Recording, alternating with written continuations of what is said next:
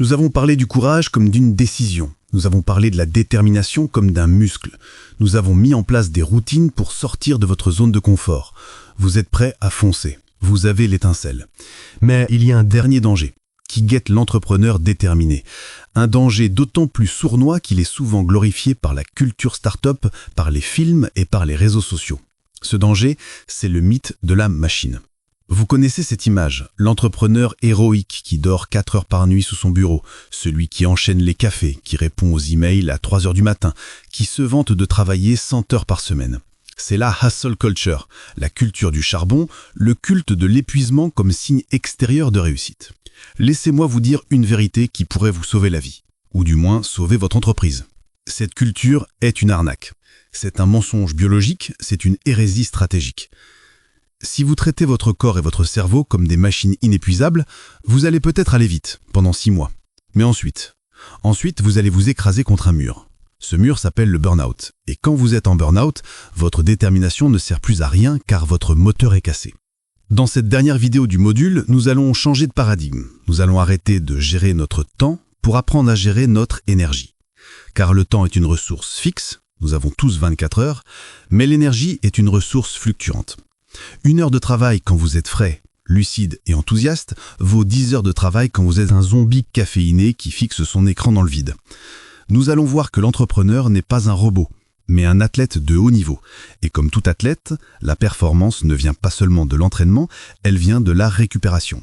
Nous allons explorer les 3 réservoirs d'énergie que vous devez surveiller comme le lait sur le feu, le physique, le mental et l'émotionnel.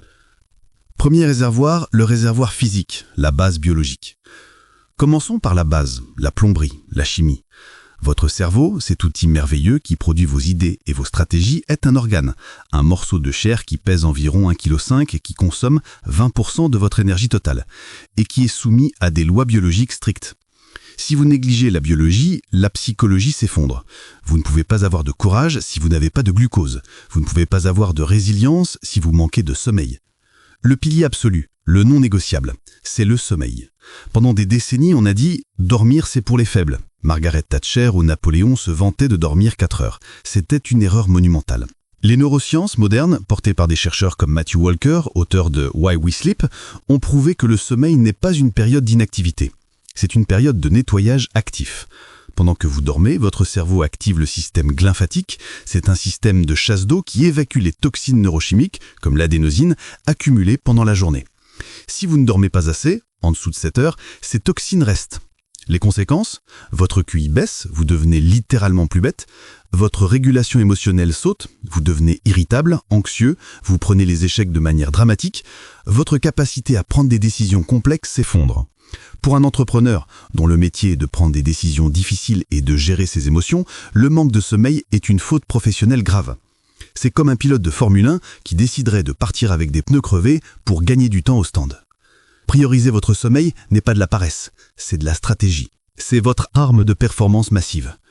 Le deuxième pilier physique, c'est le mouvement. Je ne vous parle pas de devenir un bodybuilder ou de courir des marathons. Je vous parle de faire circuler le sang. L'entrepreneuriat moderne est sédentaire. On reste assis 10 heures par jour. Or, notre cerveau a évolué pour fonctionner en mouvement. Quand vous marchez, quand vous bougez, vous oxygénez votre cerveau. Vous libérez du BDNF, une protéine qui favorise la neuroplasticité. Avez-vous remarqué que vos meilleures idées ne viennent jamais devant Excel, mais sous la douche ou en promenant le chien? Ce n'est pas un hasard. Intégrez le mouvement dans votre routine de travail. Faites des réunions en marchant, des walking meetings. Levez-vous à toutes les heures. Votre corps est la batterie de votre esprit. Si la batterie fuit, l'écran s'éteint. Le deuxième réservoir, le réservoir mental, surfez sur les cycles ultradiens. Passons maintenant à l'énergie mentale, la concentration. On pense souvent que la concentration doit être une ligne droite, qu'on doit arriver au bureau à 8 heures, se mettre en mode focus et tenir jusqu'à 18 heures. C'est impossible, c'est biologiquement faux. L'être humain est un être cyclique. Nous avons des cycles de sommeil, 90 minutes, mais nous avons aussi des cycles d'éveil. On les appelle les cycles ultradiens. Votre cerveau est capable de maintenir une concentration intense et performante pendant environ 90 à 120 minutes. C'est le pic de la vague. Après ces 90 minutes, inévitablement vous plongez. Vos niveaux de glucose et d'oxygène baissent, votre attention se disperse. Vous commencez à scroller sur les réseaux sociaux, à bâiller, à relire 3 fois la même phrase. C'est le creux ultradien. Face à ce creux, l'entrepreneur hustler fait une erreur. Il force, il prend un café, il se gifle, il lutte, il essaie de nager à contre-courant. Résultat, il produit un travail médiocre. Il met 2 fois plus de temps et il puise dans ses réserves profondes, l'adrénaline et le cortisol, les hormones du stress. Il s'épuise. L'entrepreneur athlète, lui, respecte le cycle.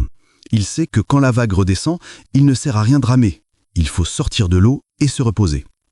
Il travaille par bloc de 90 minutes intenses, suivi d'une vraie pause de 15 à 20 minutes. Qu'est-ce qu'une vraie pause? C'est crucial. Une vraie pause, c'est une pause où le cerveau se déconnecte totalement de l'information. Aller sur Instagram, ce n'est pas une pause, c'est gaver votre cerveau d'informations nouvelles, c'est fatigant. Lire les nouvelles, ce n'est pas une pause. Parler boulot à la machine à café, ce n'est pas une pause. Une vraie pause, c'est regarder par la fenêtre et ne rien fixer, faire la vaisselle, marcher autour du pâté de maison sans téléphone, faire une sieste de 10 minutes, écouter de la musique les yeux fermés. Il faut laisser le réseau du mode par défaut de votre cerveau prendre le relais. C'est le mode rêverie. C'est là que le cerveau classe les informations, récupère et fait des liens créatifs. Si vous respectez ces cycles, 90 minutes on, 20 minutes off, vous pouvez travailler 8 heures et finir la journée avec encore de l'énergie pour votre famille et vos passions. Vous surfez sur les vagues au lieu de vous noyer dedans. Le troisième réservoir, le réservoir émotionnel, l'importance des side projects. Enfin, il y a le réservoir le plus subtil, mais qui est souvent celui qui se vide le premier, le réservoir émotionnel, la joie, le sens, l'envie. L'entrepreneuriat est usant émotionnellement. Vous devez toujours être au top. Vous devez rassurer le client, motiver l'équipe, séduire les investisseurs. Vous êtes en représentation permanente. Vous donnez, vous donnez, vous donnez. Si vous ne trouvez pas un moyen de recevoir, de vous nourrir, vous allez vous dessécher. Vous allez devenir cynique, amer, robotique. Comment remplit-on ce réservoir ? Paradoxalement, ce n'est pas en faisant rien. Le repos passif devant Netflix aide un peu mais ne nourrit pas.